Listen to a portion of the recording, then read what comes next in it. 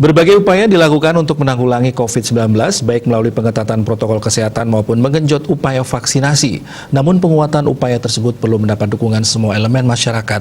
Sinergitas yang selama ini telah ada mesti terus diperkuat dan diperluas sehingga mampu keluar dari pandemi COVID-19.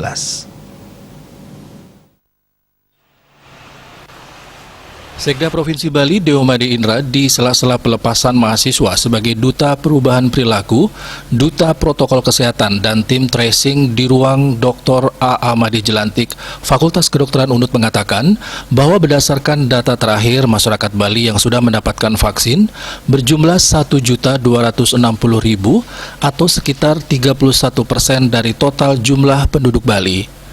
Jika dilihat dari populasi, agar bisa terbentuknya hero immunity, minimal 70% masyarakat harus tervaksin. Jika dilihat dari populasi, agar bisa terbentuknya herd immunity, minimal 70% masyarakat harus tervaksin. Itu artinya vaksinasi belum selesai.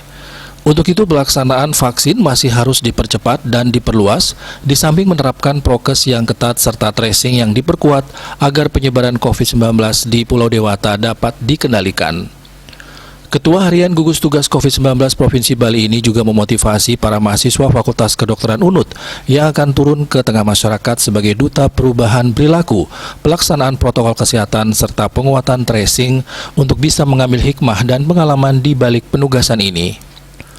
Patut berbangga karena bisa melibatkan diri serta berkontribusi nyata dalam berbagai upaya bersama menangani pandemi COVID-19. Jangan dijadikan penugasan ini sebagai sesuatu beban. Ini merupakan suatu kesempatan yang luar biasa bisa terlibat dan berperan nyata dalam upaya penanganan pandemi. Mahasiswa kedokteran generasi berikutnya belum tentu memiliki pengalaman serta peran nyata seperti apa yang mahasiswa sekarang lakukan.